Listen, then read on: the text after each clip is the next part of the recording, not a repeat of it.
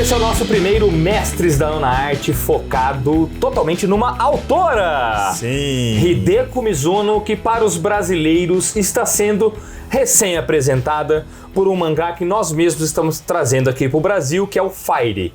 Mas, galera, pesquisando sobre essa autora, com a ajuda da nossa tradutora Drix Sada, a gente foi percebendo o quanto ela é revolucionária no Japão. Importantíssima. Mas assim, demais, cara. E aí, conforme a gente ia descobrindo coisas e vendo o trabalho dela, e a Drica nos apresentando cada vez mais novidades, pesquisando direto na fonte, né, nos textos japoneses, nós chegamos a um conteúdo tão vasto a respeito da vida de uma mulher tão importante para os cenários dos mangás, que nós falamos assim, não podemos ficar com esse conteúdo somente aqui no nosso computador, no nosso servidor aqui da editora. Nós temos que gravar, nós temos que trazer essas histórias para os brasileiros, galera. Sim. Então vocês agora não só têm a oportunidade de ler uma obra dessa autora revolucionária que é a Hideko Mizuno, como agora vocês vão acompanhar passo a passo o porquê ela foi tão importante. Olha, resumidamente, tá? Ela foi uma mulher que lutou para ter reconhecimento como mangaka numa época em que os mangás eram tidos como um trabalho vergonhoso para a sociedade. Isso. E depois tido como trabalho que é coisa de homem. E ela desbravou isso daí tudo. Depois ela foi lutar por ganhar o mesmo que os homens ganhavam. Exato. Remuneração decente. Depois ela foi lutar por contratos melhores com as editoras, por direitos autorais. Depois disso, por ela ter estreado, principalmente na demografia shoujo, ela lutou tanto para desbravar possibilidades dentro dessas histórias em quadrinhos que ela se tornou a madrinha dos shoujos. Sem ela, toda a leva de autoras que veio depois não seriam nada. Ela foi realmente muito importante. Vamos ser justos, não é que não seriam nada. Nós estamos falando de pessoas como Moto Hagio, que vieram depois, também são talentosíssimas. Espetacular. Mas já pegaram boa parte desse trajeto desbravado, golpes de facão, pela Hideko Mizuno, sabe, galera? Então ela foi muito importante em tudo isso. E ela quebrou o tabu atrás de tabu. Era um tabu representar uma relação homem-mulher num quadrinho. Ela foi lá e quebrou.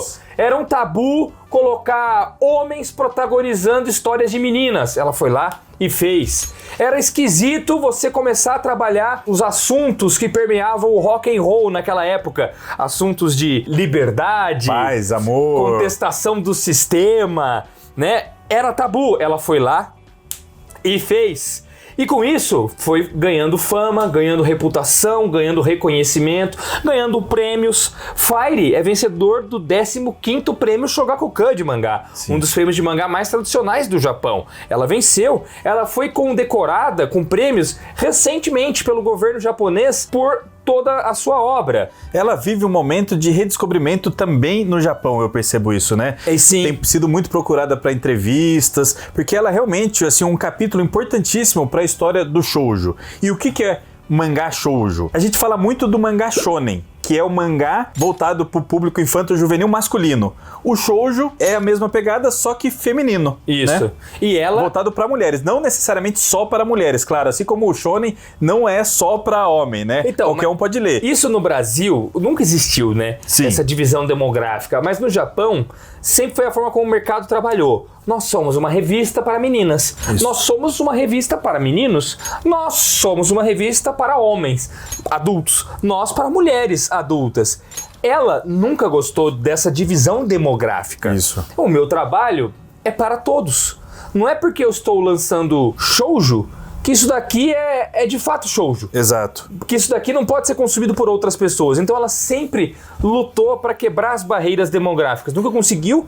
Esse sistema segue até hoje lá. Uma questão muito mais mercadológica do que criativa, digamos assim, né? Tanto que ela mesma conseguiu quebrar esse tabus e explorar temas de shounen em seus shoujos, eventualmente, e hoje isso acontece bastante. É mais uma questão demográfica, inclusive de idade, né? Determinados assuntos você não vai abordar em revista shoujo, porque tem criança lendo ali. Então, vamos, sexo explícito, por exemplo, vai para a revista Josei, que é mulher adulta, ou seinen, que é homem adulto. Isso. Mas ela sempre foi contra isso, cara. E hoje, apesar de continuar sendo contra, ela ainda luta para recuperar parte da história do shoujo, que mesmo no Japão é perdida, está considerada como perdida, mano. Sim, é assim, dizem que tem quase 20 anos de história do shoujo que não se comenta muito. E qual que é esse lapso, né? Vai da publicação do Princesa e o Cavaleiro, do Osamu Tezuka, e depois só se voltou a falar mais de shoujo com a publicação do Rosa de Versalhes, da Ryoko Ikeda. Entre esse meio tempo, ninguém comenta muito shoujo, muito menos aqui no Brasil, né? Muito e menos não tem no nem Brasil. muita publicação nesse meio tempo. E a Hideko Mizuno começou fazer esse tipo de trabalho na década de 50. Com 15 anos. Com 15 anos, ficou a década de 50, 60 fazendo muitas coisas interessantíssimas, amplamente consumidas, assim, de muito sucesso, né, no Japão. E meio que se perdeu na história, né? Aí agora, nessas pesquisas da Drica, a gente percebe, a gente vai ler algumas aspas aqui, de muitas entrevistas que ela tem dado recentemente, 2022, 2023, porque ela tomou como missão de vida contar mais como é que foi esse período dos mangás no Japão, né? Mesmo, em né? livros, em publicações, escrevendo livros, ela em conjunto com outros autores contemporâneos e pesquisadores de hoje em dia também. Então você vê que legal, né? E sendo procurada não só no Japão, os franceses também têm conversado bastante com ela, né? Muito. Agora a gente vai ver pipocar Hideko Mizuno em vários países, eu tenho certeza absoluta. O Fire, a primeira vez que está saindo no Ocidente, é pela editora Pipoca Nankin. Yes. Quando a gente chegou pro licenciante e falou assim, queremos publicar Fire, o licenciante ficou impressionado, falou, nossa, que excelente escolha. Vocês estão pegando uma obra-prima que ninguém nunca se interessou antes em licenciar comigo. Que legal, que legal. E a própria Hideko Mizuno tá aprovando tudo aqui com o Brasil, sabe? Ela tá com 84 anos. Faz 85 esse ano e ainda tá aprovando, tá atuante. Sensacional. Sabe? Porra, que legal, né, cara? Vamos contar a historinha dela então, vai? Vamos, então esse programa é um oferecimento editora Pipoca Nankin, é óbvio, que está trazendo Fire para o Brasil, aqui com as edições japonesas, mas vocês estão vendo aí o design gráfico exclusivo da editora Pipoca Nankin, foi lá e criou algo baseado em todos os gostos pessoais da Hideko Mizuno. Yes. Tudo que ela homenageia em Fire, e mais ainda, tudo que incentivou ela a fazer Fire, que ela viu durante suas viagens ao redor do mundo, a gente tá homenageando aqui no nosso layout, no nosso design gráfico de capa. Os elementos... Ó, pipoca aí na tela, Jéssica, ou o Ricardo, que são os nossos editores aqui da casa. Capas de álbuns, de discos que estão referenciados no nosso projeto gráfico maravilhoso de Fire. Espetacular. Coisa linda, velho. O Guilherme Barata, ele sintonizou a frequência da psicodelia e do rock psicodélico e transmitiu pra essa capa, né? Transmitiu, Olha cara. essa vibe, ficou maravilhosa. E não tem nada a ver com Fire, não tem tudo a ver com Tudo a Fire. ver, É tudo a ver. exatamente Fire. A pegada. Essa é a pegada Fire. E sabe o que é mais louco, velho? É que o verniz não está na sobrecapa, que a gente dessa vez colocou na capa, nessa textura que tem no fundo. Então essa textura vai estar toda envernizada, assim, por cima do desenho. Ó, chuchuzinho, coisa linda, viu que ficou, viu? Espetacular. Muito bonito mesmo. Volume 1 já tá prestes a chegar na data de publicação desse vídeo aqui. E o volume 2 é para junho. Então, portanto, uma publicação bimestral do nosso Fire. E se encerra no segundo volume também, não tem mais nada. Acaba lá, exatamente. Completíssimo. É, completo, com glossário exclusivo brasileiro, mini biografia da Hideko Mizuno e tudo que tem direito. É isso aí. Roda a vinheta! Bom, Draguinho, a Hideko Mizuno nasceu em 29 de outubro de 1939 em cara. Shimonoseki, no Japão. No Japão. A gente tá aqui com a pauta da Drica. Muito obrigado, Drica, por todas essas incríveis informações. E a Drica, eu vou ler, literalmente aqui, ler o que ela escreveu. Em plena década de 50, numa época em que a atuação das mulheres como autora de mangá era ofuscada por autores masculinos já de renome, Hideko Mizuno surgiu como uma alma livre e determinada, revolucionando a forma de se fazer mangás para o público infanto-juvenil feminino. É isso. Cara, e a Drica ergue 4 perguntas aqui, ó.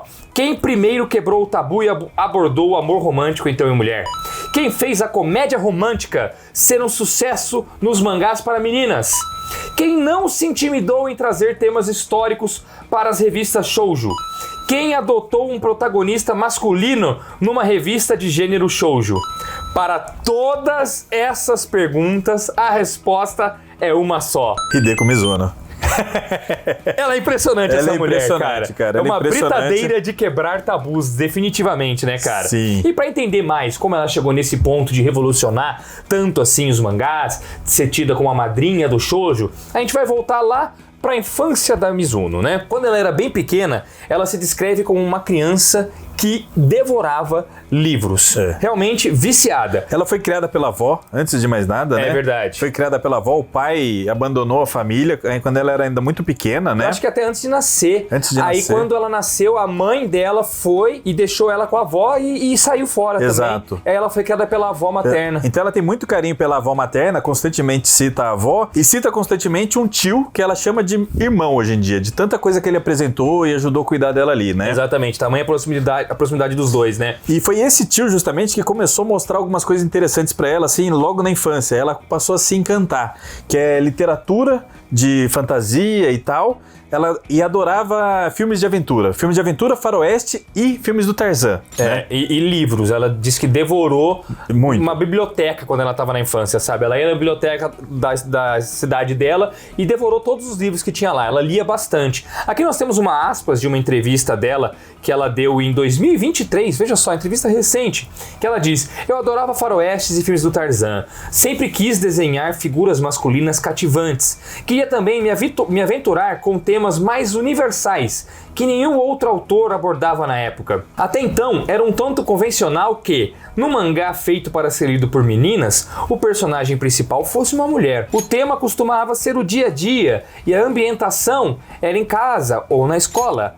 Eu quis derrubar essas barreiras. Não importava como, só queria extirpar tudo quanto é tipo de pré-concepções. E aí a gente entra, invariavelmente, essa paixão dela por histórias, por aventuras, por personagens cativantes e pela literatura, invariavelmente a levou a conhecer o Osamu Tezuka. Não teve jeito. Ela leu, o primeiro mangá que ela leu na vida foi com 9 anos de idade e foi Tezuka. A gente tem ele aqui, que é o Faculdade de Mangá. Aqui, ó. Faculdade de Mangá.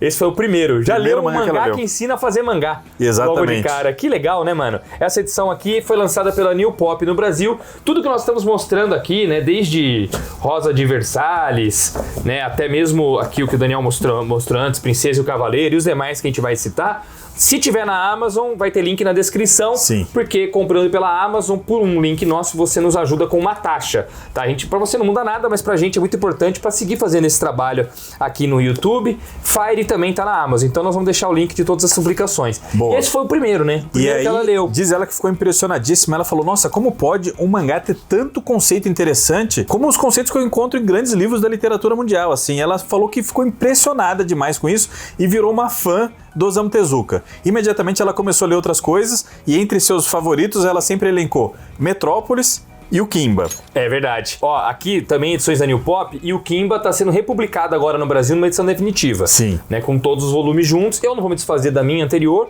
essas 3 edições aqui, mas o link pra essa nova também tá na descrição, tá? O Kimba, ela fala que ela nunca costumou chorar muito, mas com o Kimba ela chorou, se emocionou a ponto de chorar. A ponto de chorar. E Metrópolis já foi o primeiro impacto dela também com ficção científica, né? Sim. Ela começou a gostar bastante desse tema também. O tanto de assunto, né, que dá pra tratar dentro de uma história de ficção científica, né? Sim, tem umas aspas dela sobre isso, que ela fala assim, ó, todos os mangás do mestre Tezuka têm histórias complexas que não são fáceis de lidar. E eu senti, principalmente em suas ficções científicas, uma forte mensagem do autor fazendo um alerta para gerações futuras. Não havia naquela época autores que escrevessem coisas tão profundas voltadas para crianças. Ao mesmo tempo que isso me chocou, me senti fortemente atraída pelo mundo retratado pelo mestre. E lembrando, tem 2 mangás do Osamu Tezuka ainda no nosso catálogo disponíveis para compra, que é o Psicopatia Profana, MW, e o Vampiros, tá? Isso. Ambos disponíveis em catálogo, Recado Adolf ainda não, né? Porque esgotou, a gente não reimprimiu ainda e não tem ainda previsão, mas Vampiros MW você pode garantir. E o Osamu Tezuka, quem ainda não leu, tá na hora, né? Você não leu ainda o Osamu Tezuka, tá na hora. Você tem que entender porque ele impactou tanto a vida não só da Hideko Mizuno, como de toda uma geração de quadrinistas no Japão. Ele impactou a vida de milhares de pessoas, impactou o mundo inteiro, Osamu Tezuka. Não à toa ele é considerado o deus do mangá, né? O deus do mangá, o embaixador do mangá pro mundo, né? A verdade é que na época em que a Hideko Mizuno estava começando a virar adolescente, ali pelos 12 anos dela, que ela já começou a se interessar por quadrinhos e tal, toda editora buscava um novo talento que pudesse vender tanto quanto o Osamu Tezuka vendia. Exato. Porque o Tezuka publicava para diversas casas editoriais, um monte de revistas, semanalmente. Mano, que vida atribulada, né? E aí a Hideko Mizuno tava falando assim, nessa época, eu quero ser igual o Tezuka. Ela começa a desenhar mangá com 12 anos de idade. Isso. O tio dela dá pra ela um kit de nanquim e pena e tal. Ela começa a desenhar. Só que é aquilo, né? Desenho de criança ainda, e ela sabe muito bem que ela estava fazendo coisas assim muito amadoras. Só depois de 2 anos que ela pegou confiança para começar a mandar uns trabalhinhos para concursos da revista, porque acontecia muito isso, né? A revista proporcionava isso, mandava a revista era distribuída no Japão inteiro e sempre tinha esses anúncios: mande trabalho pra gente avaliar, participe do concurso, nananã. Recrutando novos talentos. Justamente, para os editores a encontrar esses novos talentos, pessoas ali começando e que pudesse virar um hit, né? Um novo Tezuka. Um sucesso mesmo, né? Que pudesse chegar o mais próximo possível dele ali, sabe? Isso. E numa dessas ocasiões de enviar trabalhos para as editoras, calhou de ser uma revista que estava recebendo os trabalhos e quem ia avaliar era o próprio Osamu Tezuka. Isso. Ele recebia muita coisa, ele recebia muito material. E nessa época ele estava desenhando para a revista Shoujo Club e sendo editado pelo editor Akira Maruyama. Isso. Que foi o editor dele no Princesa e o Cavaleiro. É verdade, ele editou essa Princesa obra. e o Cavaleiro começa a ser publicado em 53, no começo dos anos 50. É por isso que eu falei que demorou muito pra essa história do shoujo tem uma lacuna, né? Entre Rosa de Versalhes e o Princesa e o Cavaleiro. Porque o Rosa de Versalhes é de 72. Década de 70. Só pra vocês estarem ligados, o Fire é de 69 a 71. Isso. Só que a Mizuno já fazia mangá desde a década de 50, como vocês vão ver já, né? Justamente. E aí, mano, olha só que legal, né? Ela mandou trabalhos para serem avaliados pelo Tezuka, mas ela nunca chegou a ter retorno, de fato, do Tezuka. Mas quem uma hora falou com ela foi justamente o Akira Maruyama. E aí depois, anos depois, ele deu uma entrevista contando como que foi a descoberta dele da Hideko Mizuno. E tem o Tezuka envolvido. Ele fez esse relato no livro autobiográfico dele. Tem um livro autobiográfico que ele contou essa história aí. Ele fala bastante da Hideko Mizuno. É o que ele fala aqui, ó. Eu estava no local de trabalho do mestre Osamu Tezuka. Acho que era 1955. Já estávamos próximos de concluir a série A Princesa e o Cavaleiro. E o próximo trabalho de Tezuka seria a série Fênix, que hoje está saindo no Brasil também pela JBC. Então, ele me pediu para que pegasse alguns originais que havia feito para a revista Manga Shonen, que estavam guardados na parte superior de um armário embutido na parede. Então é tipo o Tezuka... Ô, Mariano, por favor. Faz uma força. Pega ali pra mim os trabalhos que eu fiz na época da Manga Shonen, tal. E ele, beleza. Aí ele conta. Peguei uma cadeira, me estiquei na ponta do pé e quando abri a portinha, o lugar estava abarrotado de pacotes enrolados em papel pardo e amarrados com barbante. Comecei a abrir um por um, checava o conteúdo, embrulhava de novo e guardava no mesmo lugar. Quando achei que tinha terminado, percebi que esqueci um dos pacotes, o maior deles, que eu havia deixado de lado para não me atrapalhar. Perguntei a Tezuka, o que é isso aqui? E ele me respondeu, é um mangá de uma garota de Shimonoseki. Ela ainda é nova, mas desenha muito bem. Por que você não investe na carreira dela? E foi assim que o Maruyama descobriu a Hideko Mizuno, que ele mesmo se refere como sendo uma arca do tesouro. Exatamente. Olha que da hora, cara! E aí, pouco tempo depois, ele manda uma carta pra Hideko Mizuno falando disso, falando, olha, o Osamu Tezuka me contou do seu trabalho e eu fiquei muito interessado. Isso é 1955. Primavera de 55. Ela tinha acabado de arrumar emprego numa fábrica de redes de pesca. Ela ia, trabalhar com isso, assim. Falar, beleza, eu tô fazendo meu mangá, já tentei alguns concursos, não consegui nada. Tava lá, né, tentando ganhar a vida. Aí chega essa carta de um cara que ela sabia quem que era um puta do editor, já tava acompanhando o Tezuka há um tempo já. Editor da Kodansha, pô. E era da Kodansha, né? Uma puta editora. Acho que é a segunda maior do Japão. Hoje, pelo menos, segunda... Na época, a Shibuya era a maior. Hoje, a segunda maior é Shueisha, Kodansha, Shogakukan. Aí ela ficou, assim, felicíssima. E nessa carta... Não, e ele fala... você vai contar nessa carta ele fala, o Osamu Tezuka quer te conhecer. Não, e ele fala, eu tô entrando em contato com você por indicação do próprio Tezuka. Isso. E ele quer te conhecer. Quer te conhecer. Caraca! Aí ela ficou assim, não acredito. Nossa senhora, cara! Só que aí esse tão esperado encontro só foi acontecer depois. Isso, um ano depois, quase um ano depois, 56. Em 1956, quando ela foi convidada pelo Maruyama a ir pra Tóquio. Isso. A fazer uma viagem pra Tóquio, né? E ela foi com o tio... O tio-irmão, né? O tio-irmão e com a avó também, não foi? Foi todo mundo, diz que foi todo mundo ali num café, num restaurante, restaurante. Encontraram o Maruyama e o Tezuka. Aí o Tezuka elogiou muito o trabalho dela, falou que ela tinha um potencial incrível, assim, espetacular. Ela morrendo de vergonha só respondia tipo, obrigado e tal. E ele elogiando. O Maruyama também falou umas coisas, só que logo os dois começaram a falar de outras paradas de trabalho, assim. Aí ela, muito esperta, né, falou, opa, 2 caras impressionantes, talentosíssimos, conversando de trampo. Ela ficou ouvindo tudo ali. Ouvindo tudo e tentando entender melhor, quem interagia mais eram os mais velhos da mesa, tipo a avó dela e o tio. Ela ainda era muito nova, então ela só ficava ficou muito nervosa, só observando e concordando com tudo, assim. Mas ela conta, né, que isso foi muito impactante na vida dela, conhecer um ídolo, né, conhecer o Osamu Tezuka e mais do que isso, ser elogiada por ele, ser incentivada a trabalhar por ele. E com ela trabalhando com o editor dele da época. E aí abriu definitivamente a porta para ela começar profissionalmente.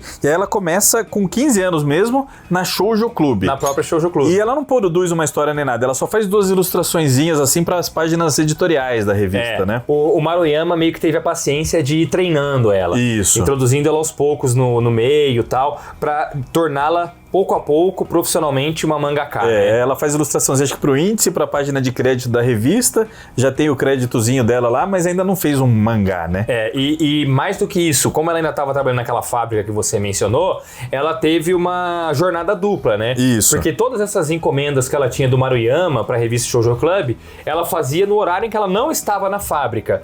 E sem contar pra ninguém. Porque tinha vergonha. Nessa época era realmente criticado quem trabalhava com mangá, mangá sabe? tinha uma fama, né? É a mesma coisa com os cómics dos Estados Unidos, né? Sim. Nos Estados Unidos, já vimos diversos relatos do Will Eisner, do Stan Lee, do Jack Kirby. Fazer quadrinho era tido como coisa de bobalhão.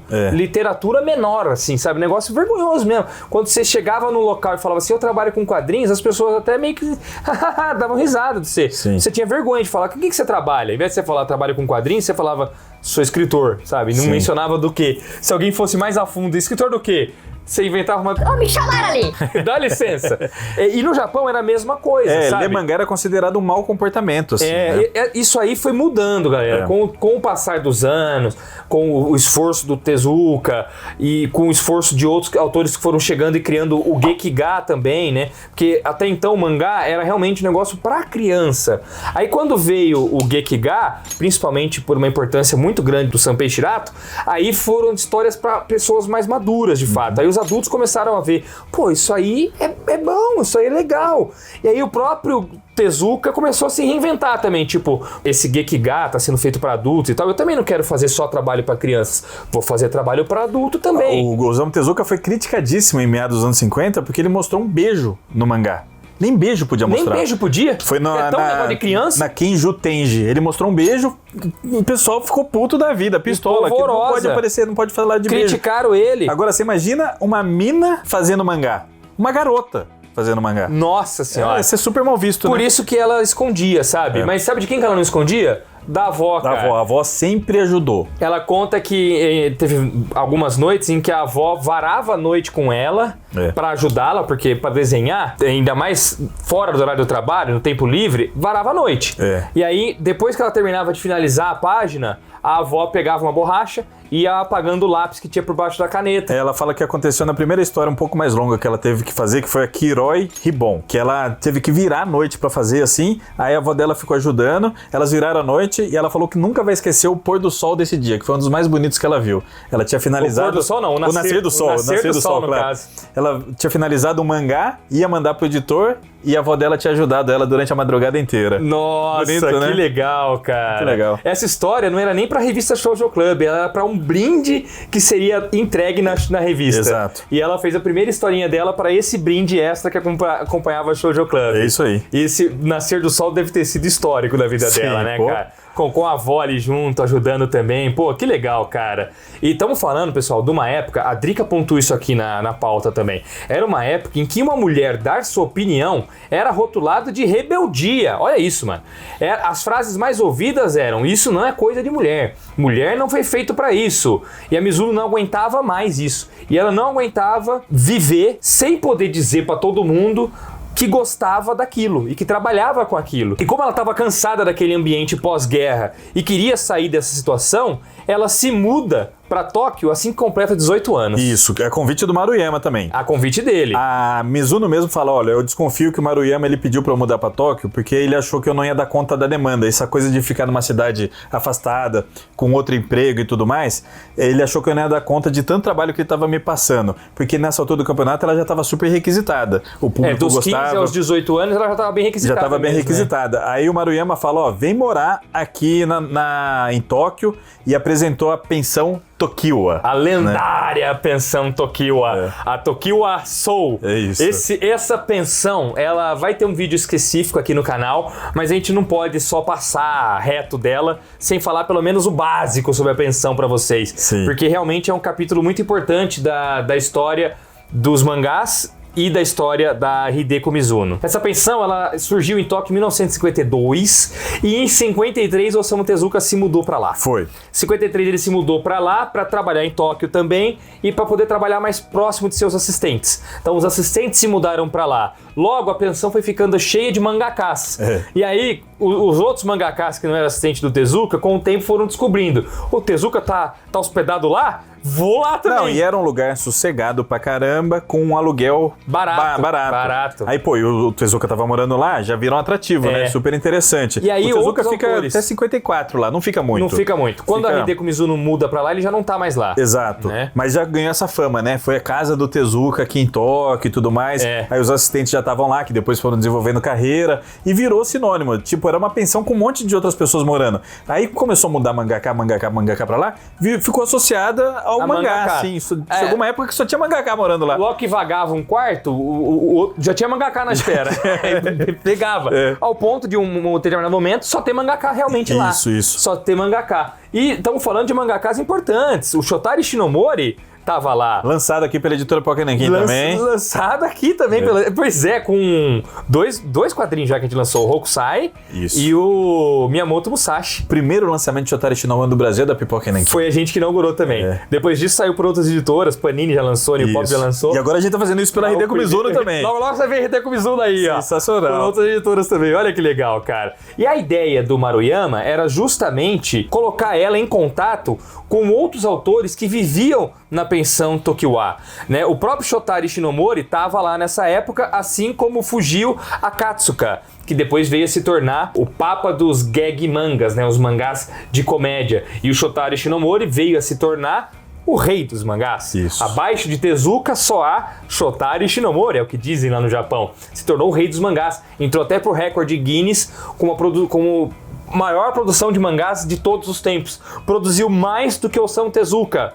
Começou como aprendiz, depois se tornou rival. Rival no bom sentido, né? Sim. Ele tava lá, ele alcançou tanta fama que o Tezuka às vezes tinha que se esforçar para passar ele em vendas. Era um estímulo, né? Era um estímulo. E o Shinomori foi tão importante, foi criando tantas novas tendências no mangá, que ele forçava o Osamu Tezuka a se atualizar pra acompanhá-lo, cara. Você imagina uma época em que essas duas lendas estão lá, criando todas as bases pros mangás, Danny Boy, juntos ali, e a Mizuno chegou na pensão e foi trabalhar com o Ishinomori também. A primeira ideia do Maruyama foi juntar os três pra fazer um mangá colaborativo. A gente citou três dos caras, né? O Fujio Akatsuka, o Ishinomori e a Hideko Mizuno. Por que esses três? Porque o Maruyama pensou mesmo, falou, vocês vão fazer um mangá junto. Depois, tanto é que eles começam a assinar como o Maia. O Maia. Que é o U e o anagrama, né? Das iniciais de cada um deles. Se lê Maia, mas é Mia. É Mia. Aí esse Mia é de Mizuno. Isso. Ishinomori e Akatsuka. Exatamente. São os sobrenomes deles, Isso. né? Com esse pseudônimo, eles criavam histórias colaborativas, Daniel. Exato. E aí a galera vinha lá, o Maia assinando, e não sabia que eram esses três. Era como se fosse uma pessoa só, assinando um mangá feito a 3 mãos. Um ajudando o outro ali. Um faz o roteiro, o outro faz o lápis, arte final, não sei o quê. E não só eles ali. Como tinha a pensão inteira, todo mundo trocava ideia. Cabe dizer que a Mizuno foi a única mulher da Tokiwa. pra passar em toda a história da pensão. Só mangaka homem, só. Só mangaka homem. Ela foi a única. Foi a única. Ela ficou lá quase um ano. Depois ela teve... Vou contar porque ela teve que sair de lá. Mas ela ficou quase um ano. Mas a pensão era muito foda, porque eles trocavam experiências, cara. Sim. Você imagina, um ia trocando ideia com o outro e desenvolvendo seu próprio traço, sabe? E indo um pro quarto do outro, trocando ideia, etc. Ela fala que foi, assim, transformadora essa experiência. Foi importantíssima. Foi, tipo, a juventude dela foi essa, né? Exato, mano. Eu li depois que tem até filme disso daí. Tem documentário disso daí. Vocês estão vendo cenas aí na tela da pensão, é desse documentário, infelizmente não tem legendado. E tem um filme também que saiu dessa pensão, que eu tô louco pra assistir, pra gente gravar o vídeo da pensão. Boa. E a galera conta, Neuzinho, que quando produzia mangá, tipo assim, a produção é tão frenética de mangá, né? Você tá ligado? Essas histórias dos editores que tinham que ficar perseguindo os mangakás pra que eles fossem pressionados e entregassem suas histórias, né? Eles têm até um termo lá no Japão, que é quando você é enlatado. Isso. É quando o editor vai pra tua casa... Você não sai daqui enquanto não terminar o mangá. Senta lá. O Tezuka sofria isso direto. O Maruyama fazia muito isso com ele. E às vezes ele tinha que correr. O Tezuka teve que fugir do editor ao lado do Souji Ushio, do Spectre Man. Eles fugiram de um editor e esse editor, pra pegar eles, se vestiu de polícia. Pra pegar eles na rua, mano. São famosos. Tipo, pare aí. Aí eles viram que era o policial, pararam, mas era o editor. Editor, volta, vamos, vai lá, vai trabalhar. Cumpre o prato. Os editores levavam comida pros caras, falavam, você não sai daqui, vai passar, vira o final de semana aqui e entrega essa história. E latavam os caras. E lá na pensão, mano, quando eles assumiam dupla assim, mano, reza a lenda e os boatos, que, tipo assim, eram vários mangakás trabalhando na mesma obra. Aí um ficava dormindo enquanto o outro trabalhava. Aí tocava o despertador, esse que tava acordado, acorda, sua vez. Aí trocava, ele ia dormir e o outro ia desenhar, mano. Muito foda, né, cara? É interessante, mas não saudável, né? Não saudável. Mas, porra, vale um vídeo, né? Vale. Galera, quer um vídeo da pensão Tokiwa? Coloca aqui embaixo, tá, pessoal? Deixa o like aí pra nós e comenta aí embaixo, porque a gente ficou fascinado com isso. E virou um museu, né, inclusive, e tal. Sim. Quero ver esse museu quando tiver a oportunidade de ir pro Japão, né? Quero muito visitar lá. A pensão deixou de existir, né? Depois de um tempo, não existiu mais, e ela foi recriada. Recriada como museu. Recriada à perfeição, como era na época, né, cara? Até com as plaquinhas dos principais mangakás que passaram por lá. Tem a plaquinha da Hideko Mizuno na frente, do Shinomori, do Tezuka, de todos eles lá, né, cara? E aí, mano, o que eles produziam nessa pensão lá no começo de carreira? Mangá shoujo. Porque como era o Maruyama, o editor de uma galera que tava lá, e ele era editor da Shoujo Club, eles produziam shoujo. O Shinomori fez muito shoujo, né? Fez profissional. O Shinomori fala, meu início profissional foi com shoujo. Foi com shoujo. E a Hideko Mizuno, apesar de não estar interessada muito em fazer mangá voltado pra meninas, a porta que tava aberta pra ela era de uma revista shoujo. E tem uma curiosidade. Então começou assim, né? Uma curiosidade boa que o Maruyama, ele falou que ele não tinha experiência nenhuma com shoujo. Quando ele virou editor da Shoujo Club, né? Ele não sabia nada, assim. Isso foi muito bom, porque ele não tinha nenhum preconceito. Ele não sabia muito das fórmulas do shoujo. Então ele foi experimentando, abrindo porta pra uma galera. E isso foi ótimo. Foi, inclusive, assim que a Hideko Mizuno conseguiu fazer trabalhos um pouco mais diferentes da linha shoujo mais padrãozona, assim, sabe? Ele usou essa coisa de não saber como uma ferramenta, né? Se despiu dos preconceitos e falou, bom, vamos fazer coisas interessantes. Que ele não estava dentro dessa demografia antes, não sabia dos macetes, do que era comum, do que era padrão, do que era clichê, de nada, então ele saiu experimentando, rompendo tudo que podia. E aí, por que ela saiu da pensão, mano? A pedido da avó. Isso. A avó ficou muito preocupada, porque ela era jovem, se mudou pra lá, você imagina, uma mulher vivendo sozinha em Tóquio, numa pensão com um monte de caras, assim, aprendendo, desbravando os mangás e tal. A Mizuno conta que foi uma das melhores experiências de sua vida. Ela fala também que era pra ficar 3 meses só. Só 3 meses. Ficou 7. Acabou ampliando pra quase um ano, 7 meses e pouco. Aí a avó dela escreveu preocupada para o editor, falando assim, ó, minha neta não me dá mais notícia.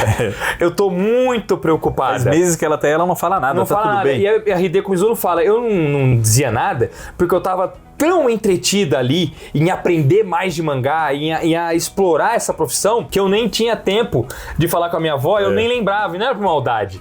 Era realmente porque ela tava fascinada. Sim, só que trabalhando muito, né? Aí ela viu que seria melhor voltar pra ficar com a vozinha dela, que tava sentindo falta dela. Mas né? ela vai, fica um pouquinho, e depois no próximo ano ela já volta pra Tóquio de novo. Ela vai embora a contragosto de Tóquio em outubro de 58. Isso. Mas já na primavera de 59 ela volta de novo pra viver sozinha dessa vez, não pra viver na pensão, né? E aí, a década seguinte dela, a década de 1960, é tida como a década de sucessos da Hideko Mizuno, né, mano? Uma enxurrada de novas revistas semanais de ambos os gêneros, né, tanto shoujo quanto shonen, chamava Hideko Mizuno pra trabalhar, né? E aí, por serem séries semanais, ela fala que foi muito dureza a década de 60. Foi puxado.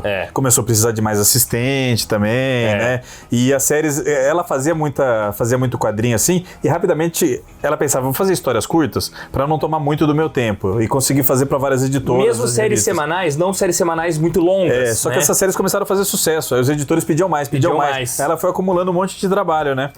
E sendo enlatada pelos editores. Foi nessa época que ela falou que teve essa experiência, né, de varar noites em claro desenhando, né? E como ela tava fazendo muito sucesso, né, a ponto dos editores pedirem pra ela estender a duração de suas séries e outras revistas encomendarem mais e mais trabalhos, ela começou por causa disso a ter também mais liberdade artística, foi podendo pôr as asinhas pra fora, assim, né? Isso, vocês querem meu trabalho? Beleza, mas meu eu trabalho quero fazer é assim. isso e tal, diferente e tal. Começou a romper alguns padrões, Alguns padrões. Mas isso também não isentava ela, não possibilitava ela de fazer qualquer coisa que desse na telha, né? Por exemplo, ela falava que teve que lutar muito, conversar muito com o editor para fazer a Shiroi Toroika, que é um mangá histórico dela, é um shoujo histórico baseado num golpe que teve na Rússia. Isso. Aí o pessoal fala assim pra ela, né, os editores: mangás históricos não vendem em revistas shoujo, ainda mais uma história de um golpe de estado num país distante como a Rússia. E ela insistiu. Foram semanas insistindo, conseguiu serializar. Resultado: sucesso total, um completo sucesso, e durou mais de um ano a Virou uma série de muito sucesso, olha só que legal. A gente mencionou essa série agora, não sei nem se a gente falou o nome certo, né? Shiroi Toroika ou Toroika, não sei. Mas vamos deixar pro final do programa, a gente vai passar uma lista de diversos trabalhos da Hideko Mizuno, Boa. tá? Como não são trabalhos muito conhecidos aqui, não tem nem tradução, a gente deixa pro final certinho. Isso. Passa ano a ano também. Porque tudo isso que ela produziu lá na época dos anos 50, quando ainda morava com a avó, depois o que ela fez na pensão, e depois, agora, essa etapa dos anos 60, nós vamos mencionar tudo no final. Boa. Ainda assim, fica de olho aqui, porque na tela as capas vão pipocando. Outra que ela teve dificuldade para poder convencer os editores foi Broadway no Hoshi. No Hoshi, de 67, que era que ela queria falar sobre discriminação racial, basicamente. Ela estava vendo isso acontecer nas notícias e tudo mais, muito nos Estados Unidos, né? O Malcolm X tinha acabado de ser assassinado, cara, em 1965. Foi 65, né? O Martin Luther King foi assassinado um ano depois. Mas não, em 68 no Luther King. Um ano depois, né? Porque em 67 que ela começa a publicar esse quadrinho. Ah, tá, um ano depois da publicação. A discussão eu pensei que era do assassinato do Malcolm X. Não, a discussão racial estava muito, né, acontecendo. Diz ela, inclusive, que ela ficava vidrada na televisão. Foi um assunto que ela acompanhou de muito perto, sabe? Essa luta pelos direitos civis nos Estados Unidos, né? Exato. De fato. E aí, essa obra de 67 que ela lança, antes até da morte do Martin Luther King, foi muito difícil dela conseguir a aprovação também. E quando saiu, novamente sucesso, né? Ela fazia sucesso o tempo inteiro. Sim. Ela realmente conseguia provar. Não era só uma pessoa teimosa discutindo com os editores. Não, ela discutia, e quando vencia a discussão, ia lá, fazia e provava. Eu sou sucesso, eu sei fazer. E por que ela era sucesso? Porque era um talento espetacular. Uma roteirista fenomenal, uma desenhista estupenda, né? As artes do Fire aqui não deixam mentir. Ela é uma... Não deixa mentir. Mangaka, assim... Maravilhosa. Você tá vendo folheadas do Fire aí na tela, ou mesmo cenas da versão brasileira do mangá, e vocês estão vendo o traço Então dela. Os editores podiam ficar reticentes, mas depois liberavam, aí ela lá, tá aqui, ó. É bom mesmo. E nessa época, 67, é onde a gente, no nosso programa do Fire, quando a gente abre a pré-venda do mangá, a gente fala do momento convoluto que tava tendo no mundo todo, né, cara? Sim, pô. Época de guerra do Vietnã, contra a cultura hippie bombando também. Realmente era o rock... dominando toda a rádio, né? Então, exato. E ela ficou muito interessada por todo esse cenário que estava se passando no mundo, sabe? Os jovens em busca de liberdade, protestando contra a guerra do Vietnã, claro. Sabe? Protestando. É a primeira vez que se via uma nação unida contra uma guerra, né? Até então, o que via-se era você tem que ser patriota e apoiar a guerra. Isso. No momento da guerra do Vietnã, foi o oposto. O pessoal via que, tipo, não vou ser patriotário, tá ligado? Essa guerra é errada, pronto, e acabou, cara. Isso. Só que esses protestos chamavam a atenção do mundo inteiro, porque muitas vezes terminavam em pancadaria, né?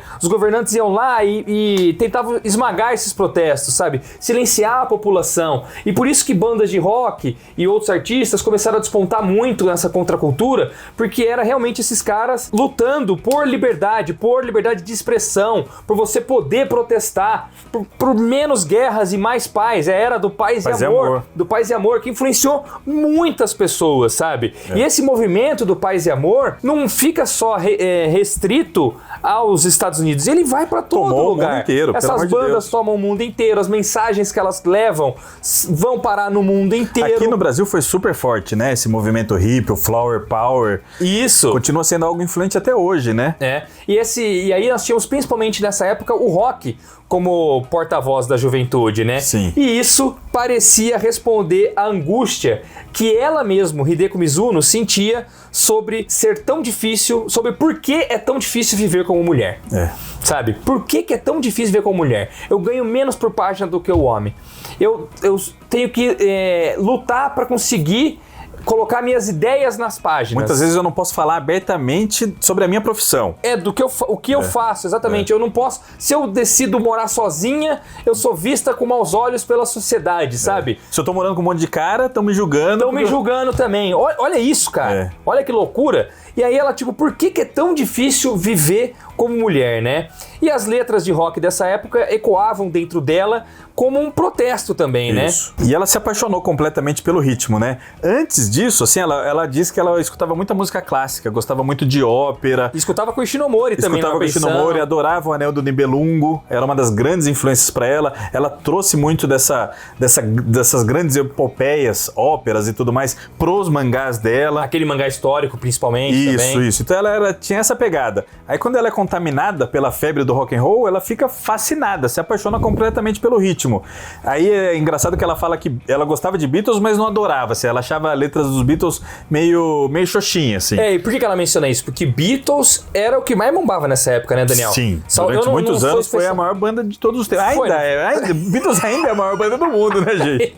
Pelo amor de Deus. Olha isso, né, cara? E ali, 67, 68, pelo amor de Deus, assim, né? Os caras tinham acabado de lançar o Sgt. Peppers, então era algo gigante, né? Mas ela mesma dizia que não gostava tanto, assim, dos Beatles. Ela achava as letras meio fracas. Ela gostava de, assim, músicas mais pesadas e com letras mais contestadoras, né? Aí ela falou que, assim, as grandes paixões dela era de Purple, Led Zeppelin, Animals, Grand Funk Railroad, Jimi Hendrix, Deep Purple. Exatamente. Né? Então ela curtia algo um pouco mais pesado que Beatles ali no momento, né? E foi aí que ela ouviu uma vez uma música do Scott Walker. Plastic Palace People, do Scott Walker, que era da Walker Brothers, né? Membro da banda Walker Brothers, né? E o Scott Walker é o mais talentoso dessa banda aí. Depois ele teve uma carreira incrível, bem longeva, lançou disco pra caramba, começou a fazer música de vanguarda depois, mas nessa época ele fazia rock and roll, música bem pop, essa era uma banda pop, né?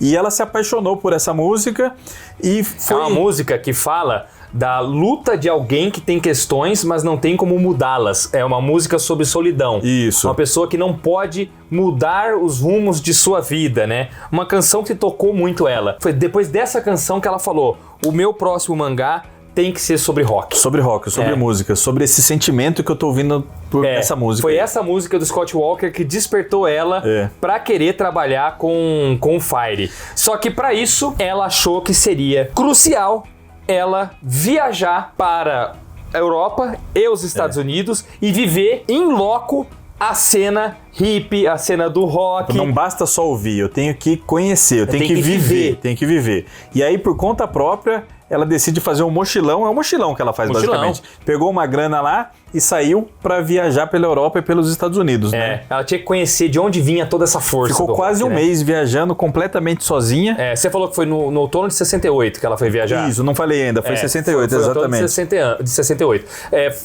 Em 68 eu estava completando 4 anos que o Japão tinha permitido as pessoas viajarem para fora do país sozinhas. Que louco, né? Eu nem imaginava isso, né? Também não sabia disso. Por muito tempo foi proibido o japonês viajar para fora do país. A gente sabe que o Japão, historicamente, se fechou muito pro mundo. Lá atrás e tal, antes da era Meiji e tudo mais, mas eu não imaginei que até 1960 e pouco, 64, era proibido viajar. Pois é. Olha isso, cara. E ela foi com a cara e coragem, sem falar nenhuma das línguas, porque ela foi pela Noruega, depois passou na Alemanha, passou na França, foi pro Reino Unido e foi pros Estados Unidos. Itália também ela passou. Na Itália. E ela não falava italiano, não falava inglês, não falava nada. Só falava japonês. Ela se comunicava com a galera por desenho. Desenho e gesto. E conseguiu se fazer entender e disse que foi uma viagem incrível, né?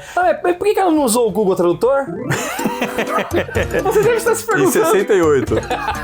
Aí, ela disse que foi transformadora, assim, principalmente a cena londrina, né? Ela adorou a cena londrina. E em Londres, ela assistiu o espetáculo Hair, que é maravilhoso. Um dos filmes da minha vida. Hair é um dos filmes, o filme, né? Porque foi um espetáculo da Broadway, depois teve várias montagens no mundo inteiro. E mais pra frente teve o filme. Você já viu o filme? Não. Domingos Forma? Espetacular. A gente já indicou aqui no Pipoca Lente. Formador de caráter. Em algum momento a gente já indicou esse top filme. 3 da minha vida. É filme fundamental pra mim, o Hair. Eu acho que você falou isso. A RD Mizuno podia ser minha amiga, cara. Nossa, não já pensou conversar com ela? Ela veio aqui pra você ser Nossa, por favor, Mizuno, venha pro Brasil. 85 anos, não Vamos sei sim, eu vou pro Japão pra te conhecer. Aí Eu sim. vou. Ela deve ser sensacional. Sensacional. Eu acho que foi num programa que, tipo de coisa que fez a gente chorar. Você chorou vendo Hair? Eu choro toda vez. Então é isso. Então você falou do Hair eu nesse assisto programa. uma vez por ano esse filme e choro copiosamente. Então Fico foi isso. escutando o disco lá. A Marília até sabe, fala, pôs o Hair, Vai chorar. Não posso falar com ele nos próximos minutos aí, que ele vai ficar emotivo. Vai chorar. Eu fico emotivo. Não é no Hair que ela vê o espetáculo, os atores ficando pelados? Isso, e ela falou que foi libertador, né? No Hair tem cenas de nudez, tem o pessoal usando droga, pode tudo, né? Aí ela fala Podia assim, tudo. pô, ao contrário de uma grande parte da população que ficava chocada com aquilo e achava escandaloso, uma falta de respeito, ela achou libertador, um convite da peça para que nós humanos nos reconectemos Com a natureza, com a natureza, com a forma natural que todo a gente vê mundo o mundo. pelado no palco lá, já pensou? Pra ela foi uma experiência, uau, pode isso, né? Tipo, transgressora, libertadora. Voltar pro nosso estado mais natural possível, assim. Ela entendeu essa mensagem. Porque a mensagem do bagulho é essa mesmo. Sim, sim. De você voltar ao seu estado mais natural. Não, obviamente, não no sentido de você voltar a dar pelado. É uma mensagem, galera. É só de se libertar mesmo, É uma mensagem de você se libertar realmente, sabe? E qual é a forma mais impactante que o festival, né, a peça, no caso do Hair, encontra de passar essa mensagem? Vamos botar os atores nu, mano. Se reconectar com a natureza mesmo, se voltar ao estado natural do homem, se libertar de todos os nossos paradigmas e tal. E aí, galera, o pessoal achou isso escandaloso na época. A Mizuno se sentiu mega impactada, achou o máximo, cara. Ela adorou. E aí ela foi em vários bares, shows de rock, aproveitou o máximo possível, aí depois ela cruzou o oceano. Nos Estados Unidos, eu até falo no outro programa que a galera alertava ela, ó, de noite, que a região é perigosa, toma cuidado. Mas ela não podia evitar a noite, porque onde ela queria estar, nos bares estavam acontecendo os shows e toda essa cena mesmo, essa cena tava rolando, era de noite. Então ela ia, mas não aconteceu de madrugada nada, lá. Ia de madrugada e tal. Curtiu Inclusive, pra caramba. ficava lá até quando clareava, assim, sabe? E depois voltava pro hotel de dia, aí de noite saía de novo e tal. E tomando nota pra tudo que viria a ser Fire, né? Aí depois de quase um mês viajando, voltou pro Japão e se sentiu preparada pra colocar toda aquela energia, aquela potência nas páginas de um mangá. E aí quando ela fala de Fire nos dias de hoje, né, nas entrevistas, ela diz que não é um mangá shoujo, né? Não no estrito sentido da palavra. Saiu sim dentro de uma revista de demografia shoujo, mas era apenas uma história de grandes proporções que calhou de ser publicada numa mídia categorizada como shoujo. Aí abre aspas para ela. Desde o início da carreira, nunca tive a intenção de desenhar histórias para meninas.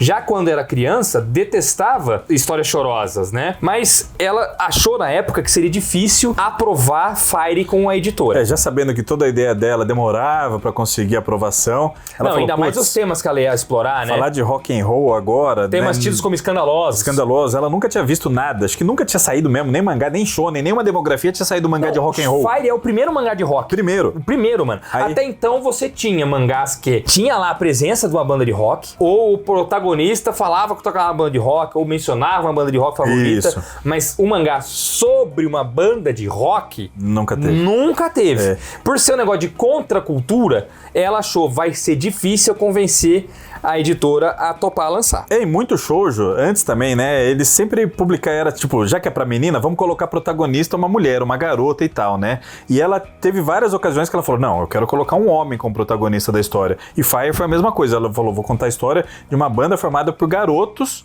sobre rock and roll, mas ela sabia... Tipo o Walker Brothers dela. Isso. A banda Fire é isso. Exatamente. Só que ela sabia que os editores não iam topar de cara, ia ser uma complicação, aí ela deu uma sinopse um pouco enganosa pra eles. Isso. Ela falou, olha, eu vou fazer uma história assim, de formação de caráter, crescimento pessoal dos super legal.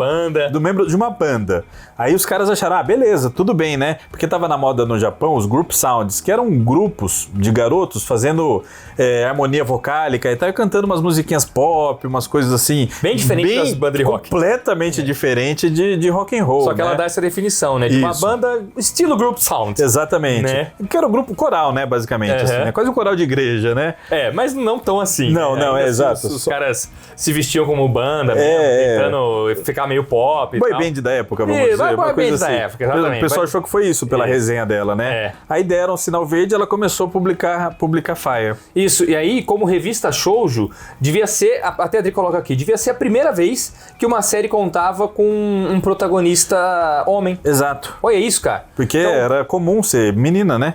Então primeira vez que saiu um mangá sobre rock e a primeira vez que sai um shoujo com um protagonista homem. Louco, que legal, né, mano? Olha o mangá importante que nós estamos lançando aqui, né, cara? Aí, aqui na pauta, eu até vou ler, porque a Drica escreve de um jeito muito legal que ela fala: a Hideko Mizuno deixou de lado o estilo doce de sua arte de até então e adotou um traço mais agressivo, e isso claramente provocou a rejeição dos leitores habituais. E aí é onde a gente conta lá no nosso programa anterior que ela recebia cerca de 30 cartas de fãs por cada capítulo que ela serializava nas revistas. Dos mangás anteriores dela. Dos anteriores. Com Fire, as cartas cessaram. Não tinha mais carta. Não tinha mais. Quando vinha xingando ela, porque ela tava colocando uma história ambientada nos Estados Unidos. Tava xingando ela de antipatriota. Antipatriota. Parece até um xingamento que usam hoje em dia. Parece, não mudou muita coisa, né? Não tá mudando muito o planeta, né, Pneuzinho? Foda. É foda, né, mano? Precisamos de mais Hideko Mizuno no mundo. Precisamos definitivamente, né, cara? E aí ela só declara que nessa época, quando chegavam essas críticas pra ela dava risada, tipo, olha as ideias do cara. E voltava a desenhar. E voltava a desenhar o bagulho, a história dela, né, cara? Todos meus negócios aqui. E aí, com o tempo, Fire foi chamando atenção, e aí ela começou a receber cartas, não de leitores habituais, mas de novos leitores. Leitores homens também, além de leitores mulheres. Ou seja, ela furou a bolha, Leitoras, no caso. Eu falei leitores. Leitores mulheres. Tem um nome pra isso, leitoras. Desculpa. É muita informação, Brasil. É muita coisa aqui, velho. Tá louco, mano. Mas aí, mano, ele começou a vir isso. Ela furou a bolha, velho. Total. Que maneiro, né, cara? Muito legal. E é esse mangá que a gente tá lançando agora. Essa maravilha que daqui a pouco vocês vão poder conferir. E quem aí. achava na época que uma mulher não poderia ser capaz de escrever uma história de rock, caiu do cavalo. Caiu do cavalo, né? Porque ela chegou chegando, né? E foi isso, né? Foi um sucesso. Como não receber a carta no começo, depois virou um sucesso. Como é praticamente a tônica da vida dela, né? Os caras falaram, não, isso não vai fazer sucesso. Vai lá, fez qualidade pra caramba, espetacular, faz sucesso. Fire foi um dos maiores sucessos da carreira dela, se não o maior. Se não o maior, porque é o mais premiado de todos, né? Não, é o maior. É o maior trabalho dela. É que teve um quadrinho dela que virou anime depois. Teve até aquele Honey Honey que passou no Brasil, o anime. Ah, sim, é verdade. Que aqui é Honey Honey ou Favo de Mel e tal, passou no SBT. Ela teve bastante fama na coisa do shoujo mais padrão, assim, sabe? Que influenciou muita autora também depois e tal. Mas eu digo assim, não o maior trabalho dela, mas o mais importante trabalho dela, o Fire. Dá pra dizer assim, né? Dentro da biografia da Hideko Mizuno, os próprios estudiosos e tal dela pontuam que esse é o principal trabalho dela, assim, o que realmente mais quebrou paradigmas, chamou atenção, e ela fala, quebrou padrões, né? Ela fala, a minha primeira juventude foi Tokiwa, a segunda foi Fire, esse período que ela estava fazendo. Exato, ela fala isso. Pô, você vê, a história é de um garoto, o Aaron, tentando encontrar o seu lugar no mundo por meio da música, por meio da voz dele, sabe? A história começa com esse garoto, o Arrow ainda muito garoto, pequenininho, e ele vai preso por um detido, na verdade, né? Ele é detido por um reformatório. Injustamente. Totalmente injusto o que foi o que aconteceu com ele. Assim, ele foi vítima de uma circunstância que não tinha nada a ver, aí pegam ele, levam pro reformatório, que era onde eles, na época, tratavam de mentes rebeldes. Isso. Né? Então, tinha lá um monte de menino que era considerado rebelde, rebelde que tinha que ser corrigido pela sociedade. E lá ele conhece o Firewolf. Né? É um garoto mais velho. Na verdade não é bem lá, né? O Firewolf tá envolvido na treta no começo. Treta do começo. Mas o Firewolf é considerado um delinquente juvenil mesmo, Sim, assim, né, cara? O cara que anda de moto, bravão, considerado pelos compra outros. Brigo, claro, pela sociedade, né? Conforme o Aaron lá vai conhecendo mais ele, vai vendo que ele nada mais... ele é super fofo. Nada mais, nada menos ele é do que uma pessoa contestadora. Sim. Sabe? Desses que... É um puta de um cara, né? Isso, um puta de um cara. E ele vira um herói mesmo pro Aaron. Pro Aaron, ele vira um herói. É exatamente o que na figura do Firewolf, a Hideko Mizuno coloca tudo que ela presenciou na cena revolucionária do rock e do movimento hippie nessas viagens dela, sabe? É só um cara contestador, um cara que não tá feliz com a forma como as coisas estão sendo mostradas na sociedade, sendo feitas, e aí contesta muito, e é tido como rebelde, vai preso. E lá ele é muito mais velho que todos os outros, que ele tá preso há mais tempo, e ele vira realmente uma figura quase que paterna. Um mentor da molecada mas um ali, mentor, né? um irmão mais velho. Ele não é chato, tem um monte de instrutor chato pra caramba, uns velho crica querendo educar a molecada lá. Ele é um cara mais legal, assim, né? Isso. Mais mente aberta, mais tranquilo, e não deixa os imbecis lá, tipo...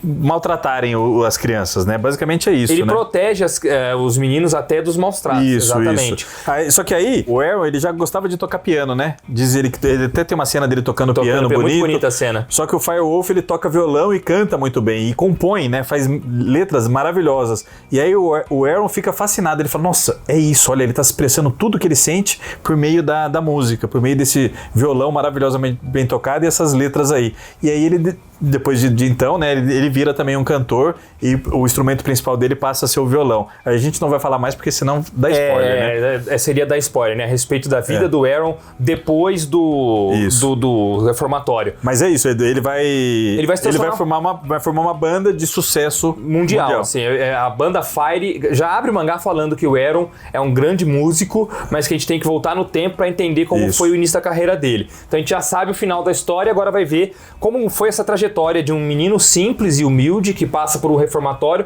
e se transforma num dos maiores astros do rock de todos os tempos, né, cara? É basicamente essa que é a história. E a Hideko Mizuno, ela fala que a relação do Aaron e do Firewolf é algo espiritual. Na época ela foi muito contestada, até mesmo hoje, se era uma relação homossexual. E ela fala que é espiritual, nada além disso. Eu fico me perguntando por que as pessoas têm que ir por esse lado. Aqui não é o caso. É realmente uma relação espiritual, né? Isso. E ela fala que, tal qual o seu protagonista, ela não estava muito interessado no sucesso da banda Fire, né? Assim como o Aaron não está interessado. O sucesso é meramente uma consequência do talento do Aaron e de suas atitudes, que não só mudam a vida dele, como de todos os membros da banda ao seu entorno ali, que vão seguindo ele, vão somando a ele. E aí tem realmente a banda lá, os cinco integrantes da banda e tal. Isso. E a ideia é fazer a história de um cantor que segue a trajetória da forma mais pura possível, sem ser corrompido no meio do caminho. Ela estava interessada em discutir isso, música como algo muito puro e a relação das pessoas, né? Faz sobre relacionamento, né? Exato. Tem até um episódio que ela conta, né, que a publicação da série aconteceu durante o movimento estudantil do Japão também, que estava rolando isso daí, né? E aí ela vira e mexe acontecia de manifestantes estarem na rua se confrontando com tropa de choque. E nesse dia ela e a assistente dela tiveram que sair para ir numa livraria, não é livraria, é papelaria, comprar material de desenho, e elas estavam vestidas de forma meio hippie, assim, e tal. Pô, ela tinha um puta de um cabelão, né? Tem umas fotos dela, ela é um visu, assim, sensacional, né? E os policiais confundiram elas com pessoas do protesto e saíram atrás dela pra dar porrada, cara. E elas tiveram que correr pra não apanhar, mano, olha só.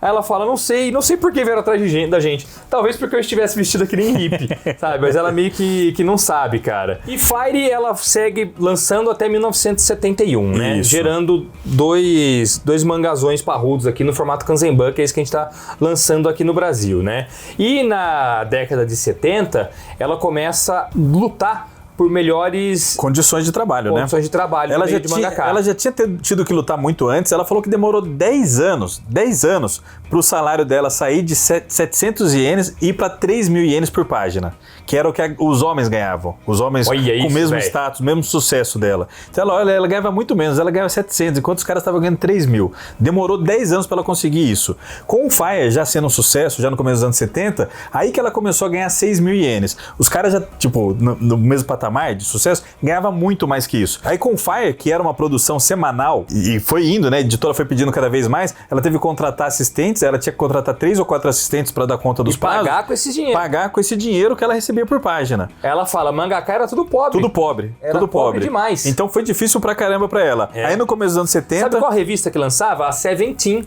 Da Shueisha também. Exato. Shueisha é a mesma que lança Shonen Jump. Isso. Lançava a Seventeen que saía Fire. Aí no começo dos anos 70, as editoras começaram a pedir contrato de exclusividade. Tipo, ó, você vai ficar só trabalhando aqui pra mim, beleza? Foi o que aconteceu, por exemplo, com o Akira Toriyama, que a gente falou no Mesa na arte dele, Justamente. né? Vai trabalhar só pra gente aqui e vai desenvolver coisas com a gente. Só que isso era ruim, porque não podia negociar preço, limitava a quantidade de trabalho. Quando você pode trabalhar pra todas as editoras, todas as revistas, você faz várias demografias, você faz o que bem entende ali pra completar a renda. Aí isso ela percebeu como um problema, começou a conversar com a galera, inclusive com o Ishinomori, e decidiu falar... Com o Ishinomori e com a Katsuka também, na época. Vamos se reunir e conversar sobre valores e tentar melhorar as condições da categoria aqui, né?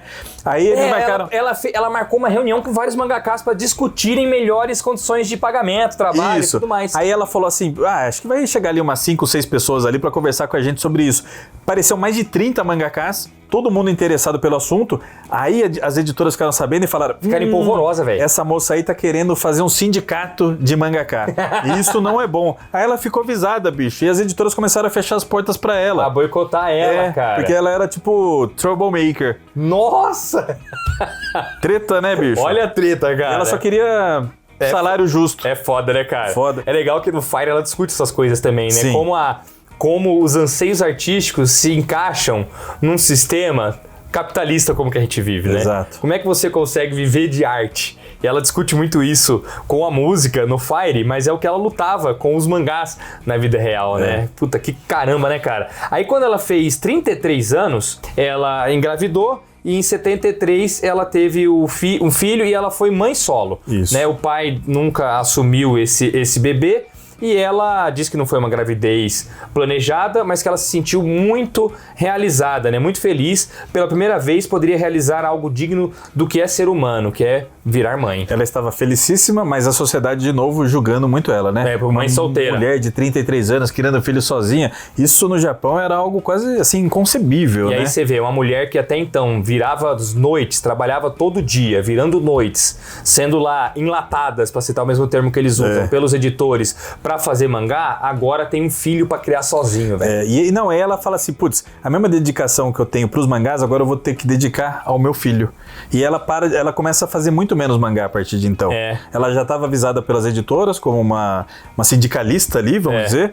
Aí ela tem o filho também, aí ela põe o pé no freio e começa a fazer só algumas coisinhas pontuais a partir de então. Ela falou, de alguma forma... eu consegui sustentar nós dois.